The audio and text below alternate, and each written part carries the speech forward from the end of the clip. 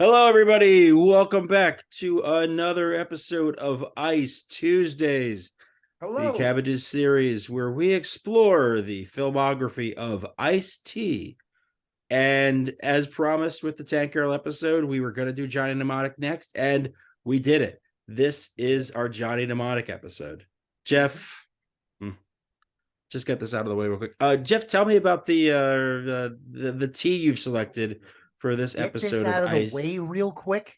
Yeah, we can talk about this movie. What is this reluctant energy? I just, Why are you so sad that I do a fun segment for the show? it's Do not you want me actually to kill it? fun. It's not actually Do you want fun. me I to mean, I kill don't it? know. Do you want me to I kill mean, it? Say you want me to kill it. Just say it. I would like you to kill it. I did kill it, motherfucker. I went with Strawberry Meadows green tea mixed with Moroccan mint from a little place in Knoxville called the Spice and Tea Exchange. And then I added a dash of Tazo wild sweet orange.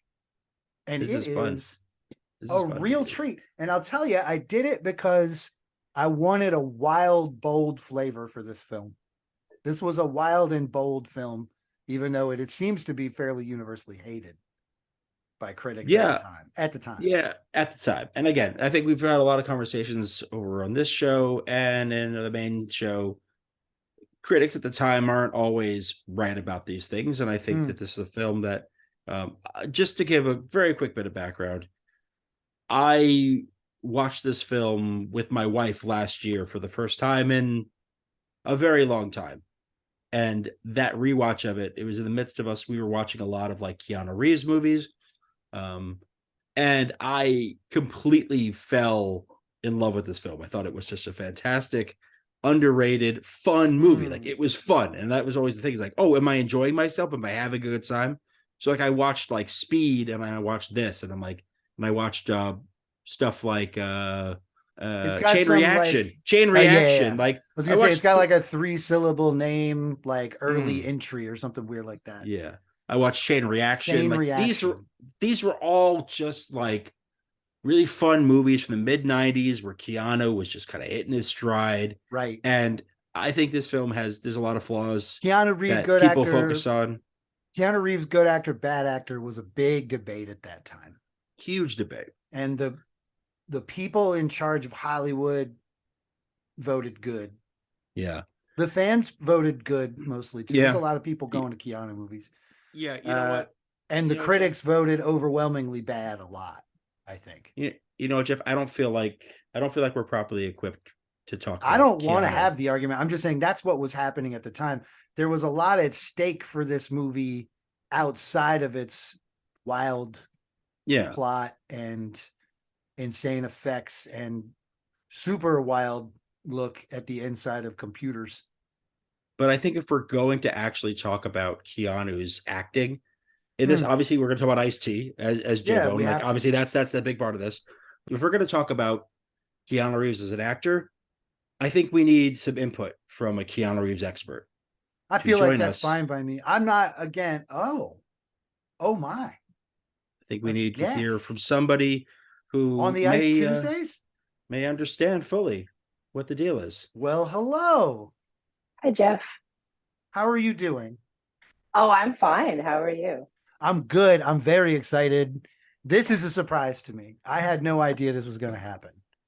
I'm super excited to talk to you. I had to join the conversation. I have too much to say about this movie. I have no problem with this. And I'll tell you this. One, I'll be straight up and down and say that I really loved this movie. Great. I think that makes three of us. Yeah, I had a blast with this one. This is fun. So for those who don't know, completely off the rails. Despite or because of? Actually, both. Yeah. So for those who don't know, this is probably one of our most frequent guests on the main show. So of course we had to have her on Christopher Walken of the cast. Very much so. Very much so. This is Reagan Hoffman, who is a cultural critic and writer and food and beverage expert, also a Keanu Reeves expert, which is why we have her on the show. And she is also my wife. Hello. So it was not hard to convince her to do this episode. Some episodes we've had her on, it has been a bit of a pulling teeth situation. It's true. This was not that. This was not that. You were on I'm board. making my annual appearance on the Cabbages I love it. podcast. I love it. We're But- putting you behind the paywall now too. That's right. If you want I'm more premium. perspective, if you I'm want premium perspective from the content, podcast, baby. you got to pay for it. Otherwise, Yeah. it's the myopic nonsense we usually spurt. Yeah. We're going to talk about this movie and we're going to be interesting. And we have a Keanu expert this time. You got to pay for that stuff, people. That's right. The money. That's right. That's exactly right. Subscribe, like, That's the money et cetera. melon. I want to start it out. I was saying before you joined that this was a crucial time for Keanu Reeves' acting career, but really only critically. People were fine with him. The box office seemed fine with him. It's just critics that were like, Hollywood seemed fine with him. It's just critics that were like, this guy sucks. And yet So- Tom Hanks was walking as a free man. So the fascinating thing about it, and I'm not gonna throw my credentials all over the place here, but I am a Keanu Reeves expert. She is. Decades of research on the subject. Yes. He was one of my formative crushes as a preteen. yeah. Oh yeah. I was a Keanu Reeves head all the way back. Can I But ask a question this- before you continue? Yeah, please. Hottest Keanu Reeves flick. Where's he at his peak? It pains me to say this because ACAB, but Speed. It's got to be Speed. There. God He damn was it! so It's hot. so fucking hot in that Sandra movie. Bullock was also super. They were both just like being hot Yeah. and Yeah. in trouble. hmm But yeah, so the thing with this movie is that it was made like he just basically after Bill and Ted's essentially, he just made a fuck ton of movies all at once before anybody knew what to do with him or what to make of him. So like he had already shot this before Speed came out. Whoa. That's And wild. it was like, yeah, so like nobody knew what was going on with him. And he's just out there making his choices. Like he was in that Young Buddha movie. He was in this. Like he Yes. made all these things before Speed turned him into Keanu Reeves, giant movie star. And Point Break was then- before this? Before yeah, all this? Point Break was before this. That's yeah. what I thought. Okay. So he had this like lull where he could just do whatever the fuck he wanted. I mean, he always does do whatever he wants, but you Yeah. know, before anybody had expectations of him really, other than, oh, he's that Bill and Ted guy. And then I think you're right, Jeff. People just started throwing all these criticisms at what he was doing. I and, feel like most of because- them sort of rotated around or beat around the wooden bush, Mhm. where he's just sort Which- of wooden, like he's a surfer burnout who doesn't really act. Yeah, he's the guy who goes, whoa. Like, Right. And I'm like, at the time, Kevin Costner is blowing shit up everywhere. He's on every movie doing the exact same thing. No accent work. The world is made of water. Yeah, totally. All of these movies where he's just like, I'm Kevin Costner and I'm here to solve this situation with an even keel. That was like his only thing. Was just Baseball being ghosts. even keeled. All the baseball movies and stuff. And listen, I like Kevin Costner movies, but like that dude He's was got- getting like Oscar nominations for being a native person. for Like- for delivering the mail. He's getting Oscar noms. And then we're watching Keanu Reeves. We're like, what's the general, like, at least this dude would yell in a movie and stuff. Like he was trying, man. Yeah. I thought he was awesome in this movie. yeah, I loved it. I mean, I saw this in the theaters. I liked it then. It's funny, like I had this interest. And then he really like I had this, and then he lost me. I stopped paying attention. I never saw The Matrix. Never will at this point. Not gonna do it. Fair. And I'm a Matrix hater. Yeah. Straight up Good. and down. I'm not a hater knew of I- it, but I'm I- also not. I'm not trying to convince nobody. Right. No. But this was sort of like in the popular narrative, this was part of the downslide immediately after his rise to success. It was like this. Which is hilarious reaction because was- reacting from now, you're just like, yeah, that was awful. Everything didn't work out at all for Keanu Reeves. Yeah. You guys That were poor right. He man. sucks. Yeah. Uh-huh. He'll never make a movie with John in the title again. It's just not going to happen for him. Never. It's the narrative wish is he quit. wild. The narrative is wild because like we're all of a certain age. We're in a range here, and I'm at the highest edge of that range. We're all of a certain age range here where Keanu was very much in the pop culture at a time when we were the audience for pop culture. So I saw Keanu Reeves movies back in the day that I wasn't even supposed to see. Like I saw My Own Private Idaho, which is How'd like that not go a for you? not a movie for teenagers, but No. you know, Narcoleptic Hustlers is not necessarily my movie. It's just not me. You know, It's two problems you just didn't have at the time, too. I had a You roof over weren't my a head. hustler and you didn't have narcolepsy. I mean, I have sleep apnea now. Is that different? I don't really know. I don't know, man. I think they're about the same. As a doctor. But we're like, he made these films at this time. It was just that we're like, I'm somebody who came on from the Bill and Ted's days. Bill and Ted's Excellent Adventure, Bill and Ted's Bogus Journey. I was there for it. So I'm like, I'm just gonna see him do stuff. That's fine. So I didn't have like the kind of high standard. Like I remember the narrative around Dracula was where I think people really started to turn on him.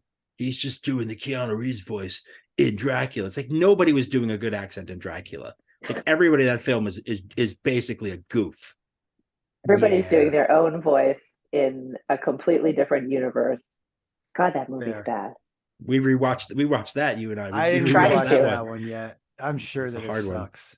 It's a bizarre film in a lot of ways, but it's also like, you know, in your heart of hearts that there is true chemistry in the world between Keanu Reeves and Winona Ryder, and they give them that movie where they're just like, okay, keep you guys as far away from each other as possible, and just have this creepy old guy, Gary Oldman, in between you as this disgusting Eastern European. That does sound pretty bloodsucker. terrible.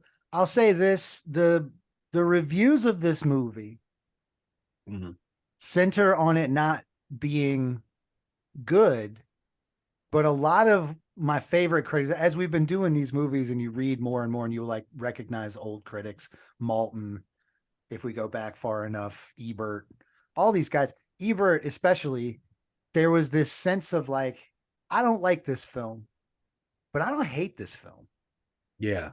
It takes some chances. I'm not mad at it. I just don't think it succeeded in what it was trying to do, which I understand from a critical viewpoint, but like the chances taken are wild risks. And I loved the conclusion of those risks pretty much every time. What throws me for a loop on the movie is more so like the reactions to certain things. Like, okay, something burning falls out of the sky and tries to kill you, and your reaction is to give a speech about room service. It's fucking awesome.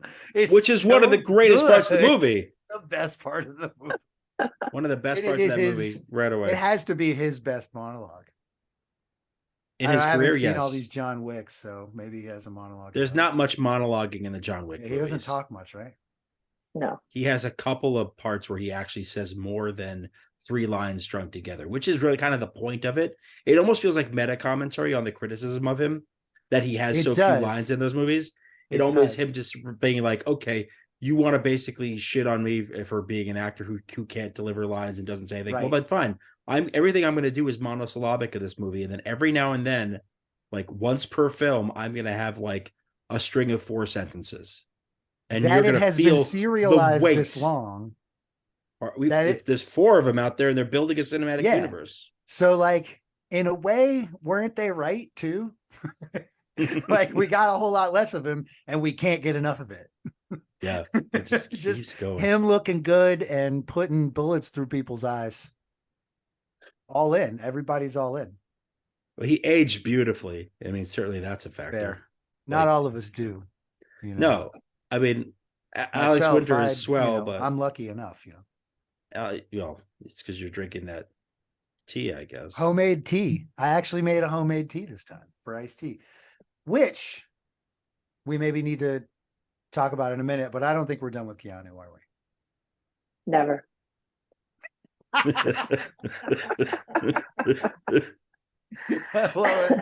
I think we're obviously going to continue to have to talk about Keanu in this because we'll be talking about scenes and Fair. lie deliveries and events. And I mean, even just that monologue about room service, which is like, if I were an actor, that would be the monologue I would take on auditions with me. That would be my chance monologue. of a lifetime. There's only 2 monologues I would take, and they're both from Keanu Reeves movies. The other is Al Pacino's monologue at the end of Devil's Advocate. That's just one of the greatest. Yeah, that's camp galore. But this is not a Keanu Reeves podcast. So while we are going to continue to talk about him over the course of this, naturally, True. I need to get a sense from our guest about her feelings and her experience, as well as a viewer of Ice-T movies, sort of where you kind of come in from that perspective. Sort of like, have you seen a lot of his stuff? Are there certain things that you liked or disliked? You have kind of a general sense of him. I was never I was aware of him as a person who would pop up in movies around this time. I saw Tank Girl. I loved Tank Girl when it came out. We also did. And this, so like he was a guy who would occasionally show up in something and you go, oh look, it's Ice-T in a thing, that's fun, and move on. I wouldn't say I followed his cinematic career ever until you guys started doing this series.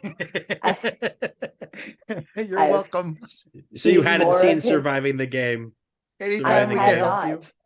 I had not. I have now, and I wish I hadn't. Okay, so you're on team that movie's weird and terrible. Yeah. Okay, yeah. Fair enough. I don't want to change your mind because it is kind of weird and terrible. Oh, did you like it? But I absolutely adore that film. Yeah, we liked it. We did a good conversation. We're big fans. Behind the paywall, people. Although we gave that one away for free as well, too. Yeah, you can listen to that one on all the streamers. Get your taste. And I was about to have to subscribe to this. Yeah, just close. This close. You almost got my money, but no. Almost got your money. That was free. Yeah, so that's where I stand on him. When he shows up in something that I'm already watching, it's fun. I go, it's a fun thing I notice. I don't think I've ever noticed his performance as being particularly noteworthy, either good or bad. It's fun. Like in this movie, like he shows up, he's fun. He tells everyone to wake up. He's a problem solver. Your TV. He's a problem solver. Every time he comes in, there's a problem coming, and he's like, all right, I mean, you can do it this way. It's going to suck, but you can do it. Yeah. I believe in you, or whatever. Bye. Now it's time for you to choose. I love him. In these films, I think about, especially with Tank Girl and this, which came out so close together. In both these films, he plays a revolutionary. He plays somebody representing the underground, the resistance, which obviously we're talking about. That's 2 dystopian movies. So those are tropes of those types of films. But for some reason, they saw a revolutionary energy in him, which I'm sure comes from listening to his music. This is what he was doing with Body Count, what he was doing before that as a rapper. I think they picked up on the idea, like, this person is somebody who could deliver a radical message. Yeah, and both of them needed it. In Tank Girl, he's an anthropomorphized kangaroo man, but he still believes in the mission. In this, he is human and a leader of this underground resistance movement. Okay, so here's the thing, and this is something I really love about the film. We call him a leader, but nobody in the movie, nor does he call himself a leader. And they are an anarchist group, and he is an organizer and someone who solves problems. So he's called upon a lot to make decisions, but he's never ordering anyone around. No. He presents things as choices. And I really enjoyed, this was a softer side in a way. He wasn't shouting and giving raw opinions, and he wasn't being cornered into being a gangster like he was, in other films and, in his rap career. But he commanded respect. Yeah. In this case, it was, I thought, really well done. And he was kind of softer. He'd be like, look, man, do what you got to do. I think you're going to die. Do what you got to do. So I think this performance, compared to some of the other ones that we've seen, a lot of times when we see him in a film, it's very over the top. And like he's sort of encouraged, either it's written that way or he's encouraged to be over the top in his delivery. Surviving the Game is a lot of one-liners. Tank Girl, he's just angry the whole time. He's just furious he's furious at his fellow kangaroos. He's just unhappy. And then when we saw him in that movie we shall not discuss any further, Corrupt, in that movie he plays an over the top character as well. It was a bad film. It was a very bad film, but this was subdued for Ice-T. It was less about quippy one-liners other than when he was broadcasting to send a message out. But in the final broadcast that he does where they're Camera Him was kind of an MTV VJ. Yeah. And so it's kind of cool. Look, one of the best things about this movie in terms of how we approach these films on Ice Tuesdays is that we don't have to wait very long for him to show up. He shows up on that screen in the first 10 minutes and you're like, great, we're not going to have to wait like Tank Girl an entire hour before Ice-T makes his first appearance. And a lot of times with this is like, that's the issue with his films is he sometimes doesn't show up in a movie. We haven't talked about Our Xmas on the show yet, but that's one thing that Jeff and I have gone and seen in the theaters. And you spend half that movie waiting for Ice-T to show up, and then Ice-T finally shows up. When are they going to get to the fireworks factory? It's a lot of that.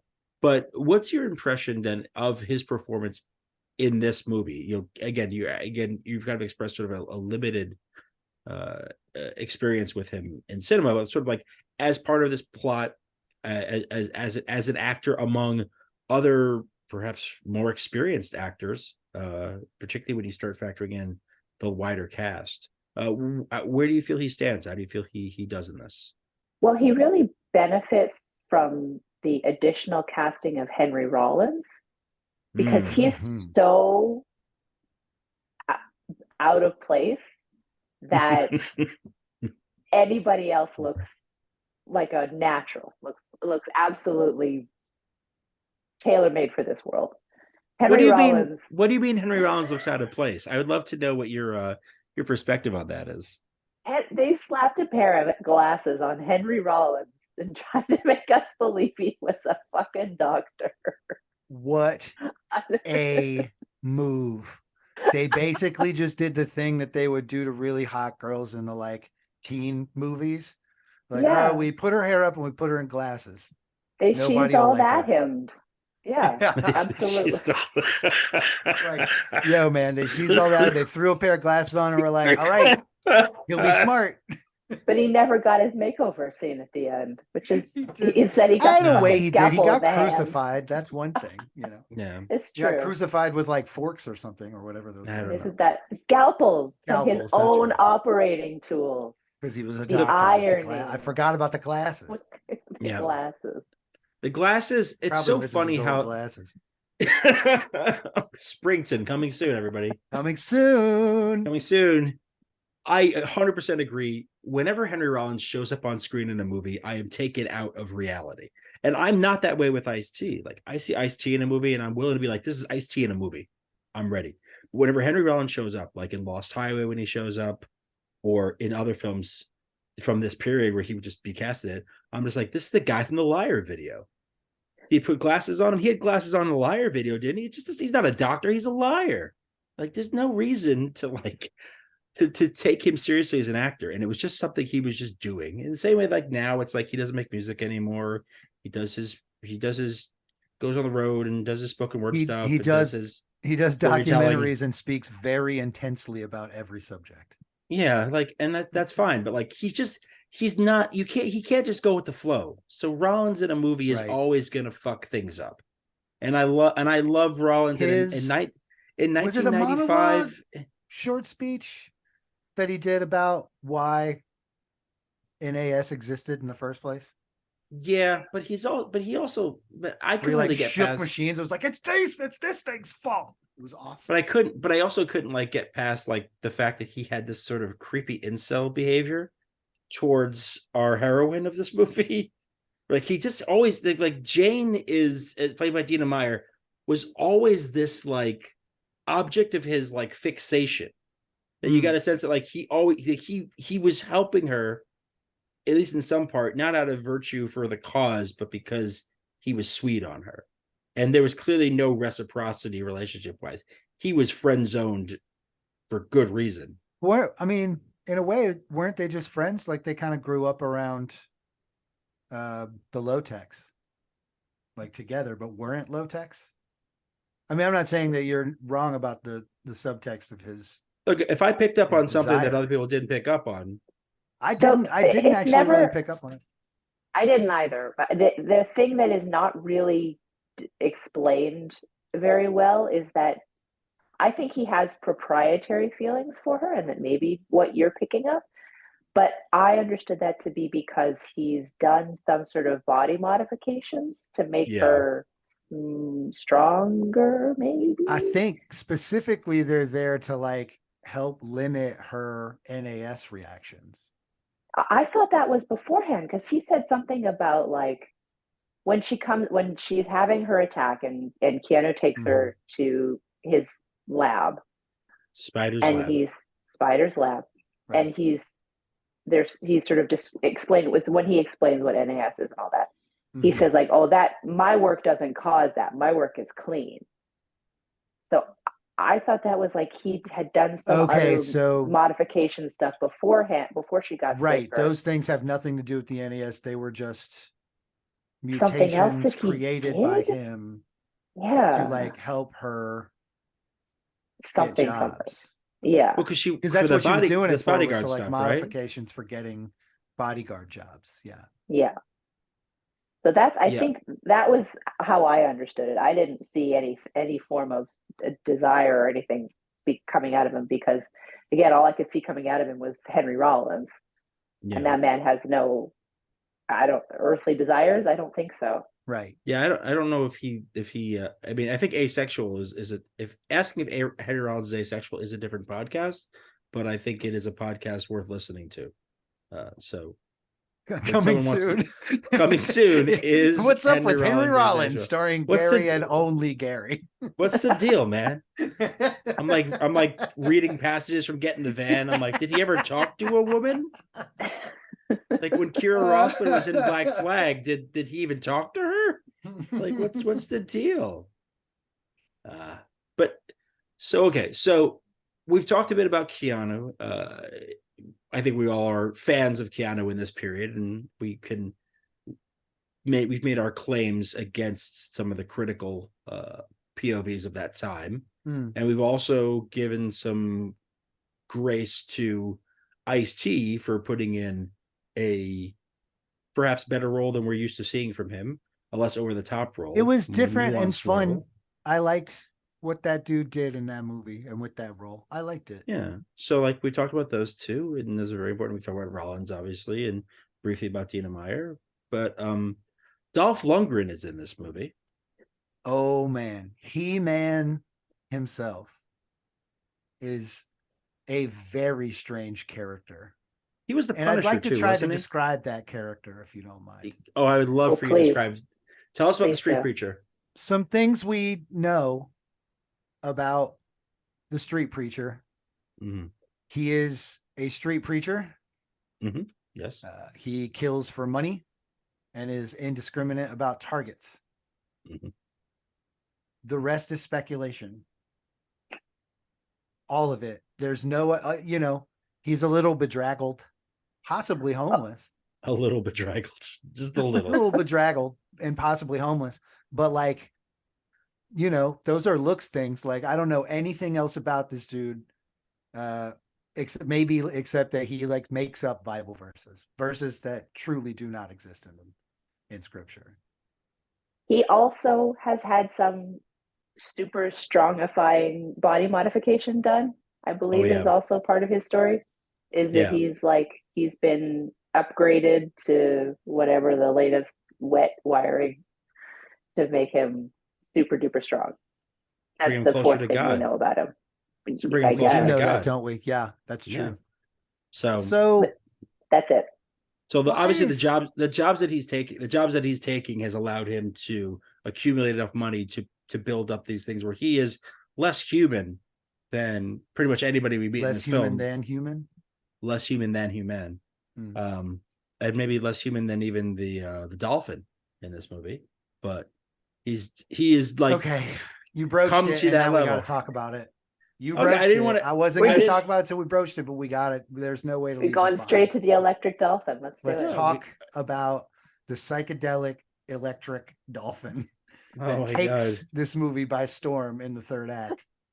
Takes it by storm. Is I love the Grabs you critical by to the saving of reveal. humanity. the They're like, reveal. oh, you Yeah, got to see Jones. You got to see Jones. Just go see Jones. Jones is going to fix it. You're like, okay, cool. We've already met a guy named Spider.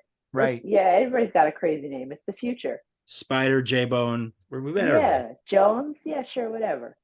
Jones. And Jones. and they practically like wink at the camera when they finally get to this is Jones, and they show Like it no at one's the going to end. know what They Jones reveal it. is. This it's was the a fucking long dolphin journey to get to Jones. with a satellite dish attached to his brain. Right. Yeah, That's what it is. Right.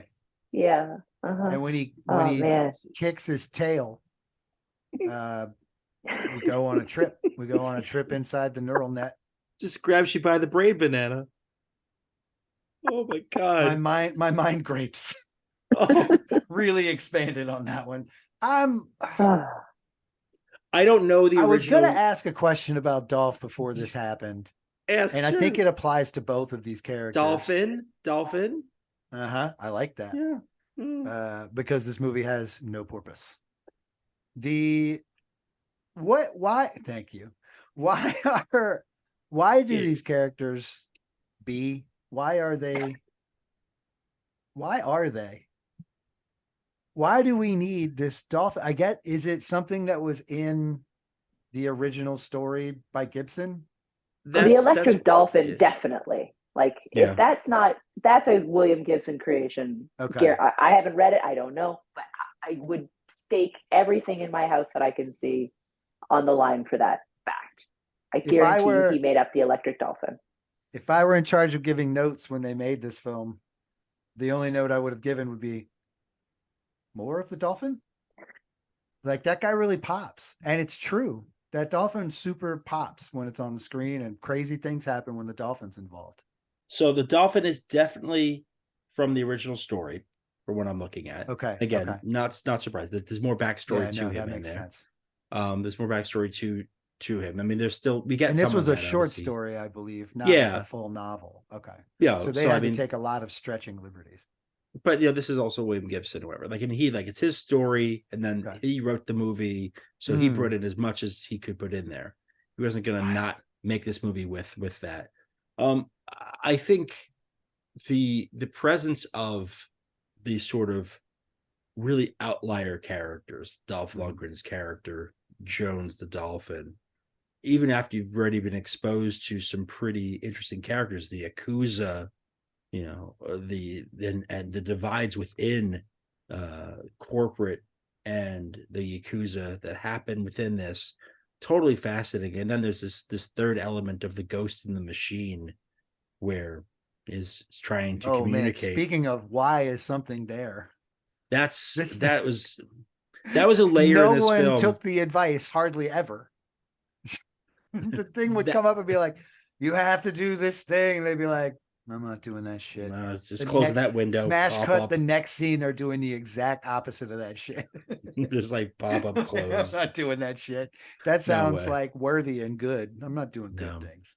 That was a layer of the film that, again, I was stoned when I did the rewatch of this most recently for the show, and that was a layer which I could not peel back. I just sort of I don't really know what this is. On some of this, I think, is what you're saying, and I agree that if you analyze too much where these people came from and why, you just realize that this is a very random story, that the characters, it takes place in 2021. Like, I mean, how can you possibly what were you understand? guys doing when all this went down? I was inside. I mean, this must have been happening when we were. That's all why indoors. nobody saw it happen. It happened in real life too, but we didn't see it. We were all inside. It happened in None Newark. of us were in Newark. That's why. That's right. This was such a harbinger, this film, that they staged a lockdown for the whole world so that nobody saw what went down and Johnny Mnemonic. You know what's great about Johnny Mnemonic? It's that Everything, 26 years after the movie came out, director Robert Longo finally got the blessing, went ahead and made a black and white version of Johnny Mnemonic. I gotta see this. As was always intended. That was the way this movie was supposed to be. It was supposed to be in black and white. That's what they wanted to do. They wanted to make it black and white. Yeah, they wanted to make like an arty, like he and William Gibson were on board for this thing, and they wanted to make it like a small, arty, weird ass black and white movie. And Sony TriStar, Yep. the TriStar Pictures. The horse jumping over the triangle. They caught wind that Keanu Reeves was going to be huge, and they were like, "We'll give you $30 million to make this a giant popcorn movie instead, because Keanu Reeves is our next great hope." Which they were right about that. But it has to be in color, because no popcorn movie is in black and white. That's crazy. But it was always supposed to be in black and white, and I'm so sorry that you did not see it in black and white, Jeff, because it is really fucking beautiful. Because I'm thinking about those scenes where they're inside the internet is the best way I can describe it. Yes. And those scenes would look so much better in Chrome. Than they were in this like weird, like nonsense world that they created, which I happen to like. It's up there with Lawnmower Man. And what's the other one? Virtuosity. Michael Douglas, who's sexually harassed, kind of. If you've never seen Disclosure. Oh, Demi Moore, Michael Douglas. Yeah. If you've never seen Disclosure, the scenes inside their like virtual reality are phenomenal. It makes filing things way harder. than what it's replacing. Like it's so they're actually just walking around the office still doing the work of filing, but you're just doing it onto a computer. That's like the basis of the whole thing is like that's what they're selling to businesses, and it's gonna like everyone's pumped about this product. It's phenomenal. Okay, now I need to see Disclosure. I had no interest before, fantastic. But this is incredible. Oh, and all the while you have this Demi power play, which is just fantastic. But back to Johnny Mnemonic. Yeah. It has black and white. The internet scenes are much less great, janky. It just looks cool. There are so many scenes that are like lit specifically for like this stage. They're gorgeous. We were watching it in black and white, and I'm like, this movie is fucking incredible. I liked it when we watched it in color. Yeah, I like it too. Or whatever it was. I liked it. I had a lot of fun. I'm like, this movie is great, actually. Everyone, I've been right about Keanu all along. Hooray, hooray. No, in black and white, it is fucking art. It is actually, they did it. They achieved their goals. Is perfect. That fucking dolphin is going to look so weird. So cool. And I can't wait. It looks I gotta great. see it. Every time just for like DVD owners, I can't find that. I couldn't find it online. It's on Blu-ray, yeah. Okay. I bought the Blu-ray when I heard it was coming out. We had already seen the movie. I need to watch it. I need to watch it at your house. Let's do an apartment swap for 24 hours. I'm gonna say no. Your family likes records, right? I think we like space. So not records. That's the exact opposite of space.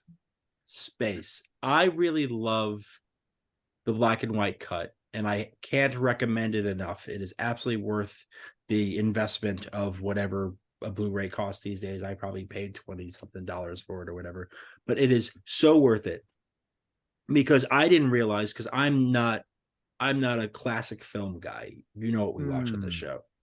I did not realize that this was truly a film noir pretending to be cyberpunk until I watched this movie, and I realized so many of these scenes were positioned to be film noir scenes. And like the very guns beginning are very in the Tommy Gun-ish, you know, like everyone's like shooting with two hands. The haircuts, the suits are very like old school for it being like futuristic. It doesn't feel that way now, obviously, but at the time, a futuristic romp is The how style. That's how it was sold. It was not sold at all as a noir, which it is. It's a noir, and the style was like very much that. Yeah, and you see it in the lobby in Beijing, Mhm. when you're like in the nightclub, everything's weird. Everyone's got makeup on their cheekbones, and it's fucking future nonsense. The lobby in Beijing, when you've got all the like high, the high society types walking around, all the women are dressed like it is 1944. They've got like hats, and it's everything. Yeah, you just don't notice it in color somehow until it's in black and white, and then you see it perfectly. It is film noir all the way. Is it because that's like the only clothes they could find during the pandemic? Well, didn't you look up the costume designer on this to see if they had some experience? I don't know where they found this woman. They dug her up out of somewhere and then they tossed her right back. But I think she did a fantastic job. This woman did like 3 movies you've ever heard of, maybe. This is one of them. Immediately prior to this, she did Squanto, A Warrior's Tale, if that rings any bells. Whoa. Yeah. Yeah. I don't think I ever saw it, but I know what you're talking about. And like she went from that to this. Like they were like, yeah, this is the woman to hire for our futuristic film noir. Get me Squanto. Get me the gal from Squanto. Squanto in my office. That's basically. I don't know what happened to her. She did a fantastic job. Give her the Oscar. Yeah. But going back to what you were saying, like these scenes were clearly filmed with the black and white in mind. And there's the very end when Dolph Lundgren's charred corpse is tossed into the river. Again, just another reminder that we're in Newark. Tossed into the river. And then you see sort of this sort of back shot, 3/4 shot of our hero and our heroine. And they look at each other. And it's like, that's the end of a black and white movie. That's not the end of a 1995 It's trying to be a little more movie. Dick Tracy than it is like a modern thing. You can tell. It's literally on a waterfront. Yeah. Like, I don't know what else to tell you, people. They filmed the thing on a goddamn waterfront. It's on the waterfront. Like, I don't know what else to tell you. It's a noir. It's good. All right. Last looks. Is there anything else about this film that you think is worth highlighting? I think we've made very clear to everybody who's checking this episode It doesn't out. Because it's in the wrong hue. Because it's in the wrong hue, it is a confusing jam. I mean, like the rewatch did a lot for me because the first time I was like, all right. I mean, I like this. It was fun. Everybody had a good time, it seemed, but I don't know what the hell's going on all that much. Yeah.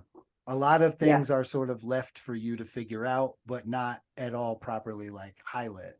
Second time, highlighted, I guess is the word there. The second time around, I was like, oh, now that I know those things, these things make a lot more sense. Yeah, I think I think the rewatch is really important. We watched it. We said we watched it last year. It was fun, but I think the first time you watch it, especially from our perspective, being 2 years past when this was supposed to have happened, coming out of a global pandemic where people were getting sick, and like people were like the scene when he lands in Beijing and the people wearing masks and protesting, you're like, oh fuck, that's real. Yeah. You getting your brain out of the sort of like, well, what's realistic and what did they get right and wrong about what they thought the future was going to be?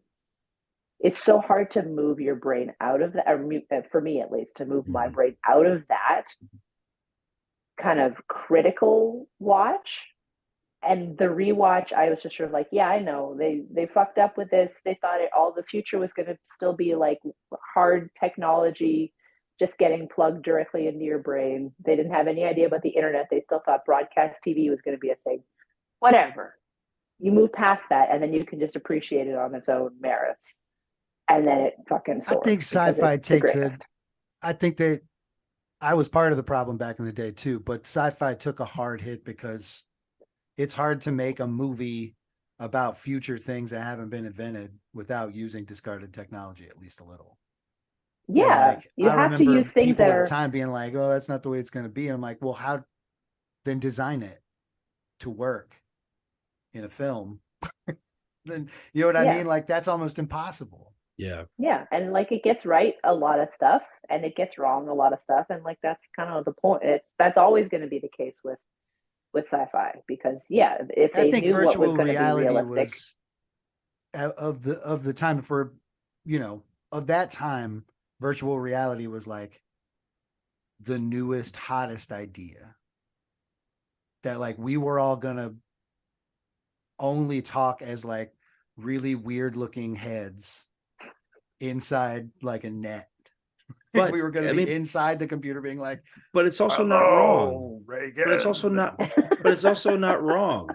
Like, isn't that what Meta is doing now? Isn't that what the Meta is now? That's what they're trying to do, but it's it's still poor, and it's been a long time since then. What's that? Sorry. They got some AI stuff, right? The fake security guard guy that he thinks he's arranging the meeting with. It's actually the head guy.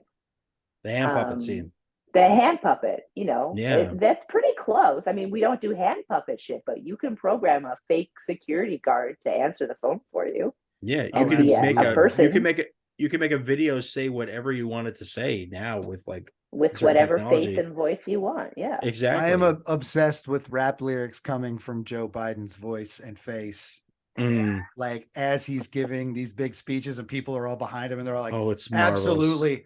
Absolutely," and he's just saying like Chief Keef lyrics. It is, he's just like my favorite genre of dumb Instagram nonsense right now. When I hear Joe Biden say "people always in the barbershop," I lose it. Yes, that's that shit I do like.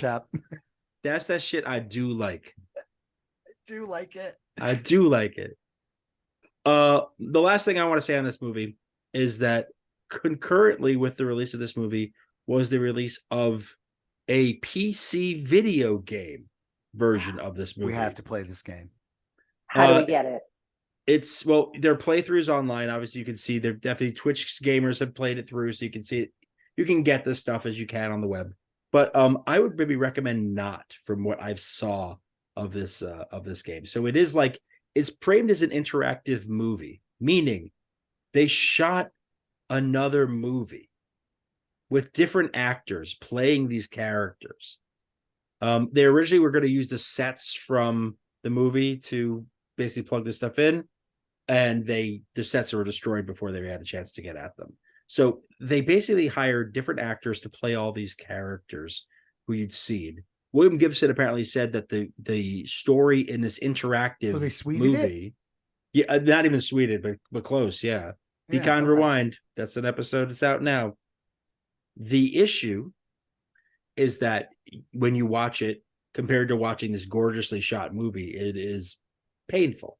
It looks like a bad TV movie, but you could make choices for characters. You are doing such an awful job of getting me not to want to see this. If I have not, if again, you can watch them on YouTube. There's playthroughs, all that.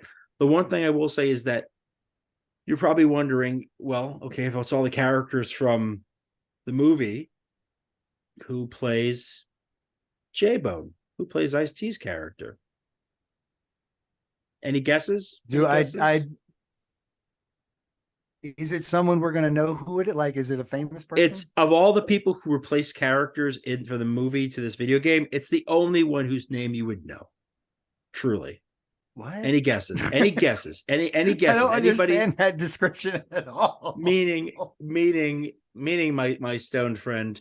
Hold on, let me fire one up for this. I'm really excited to hear this. You wouldn't recognize any of the other replacement actors in these roles, but this is one you would recognize on sight. And you would recognize this person because, like Ice-T, here's your clue.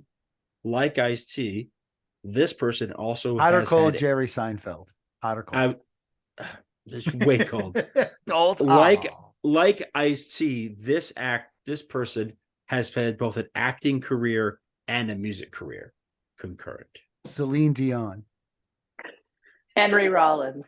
That's a good guess. Okay. Okay. Just give me two more guesses. I'll tell you the answer. Then we can get out of here. Chris Bridges. In 1995? What the fuck is wrong with you? Ludacris. You gotta start somewhere. He wasn't even a bridge yet. He was like the bridge to Terabithia, maybe. That's Adam Sandler, hot or cold? It's so cold, dude. So cold. Crap. Eddie Murphy. Ooh.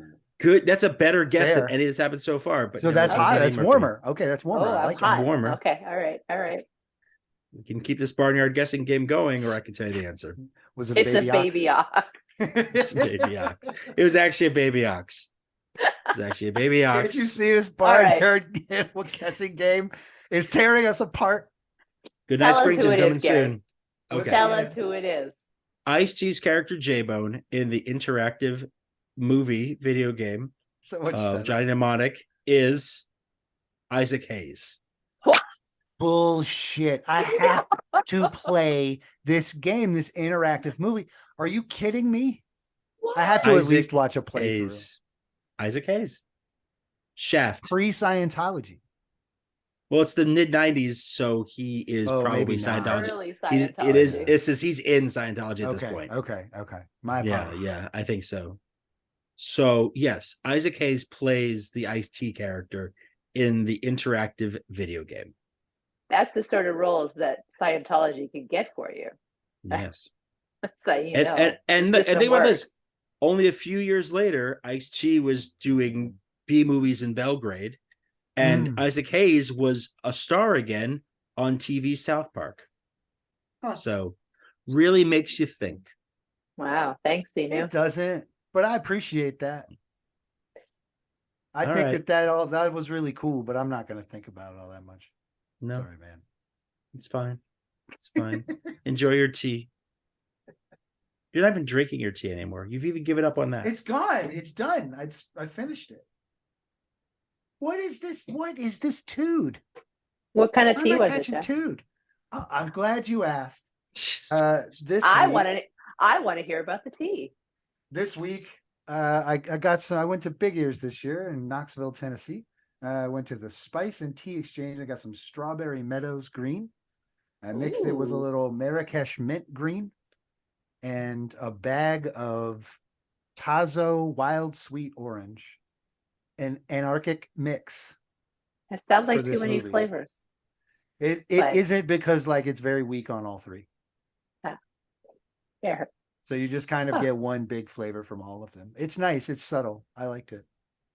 This will be our last season.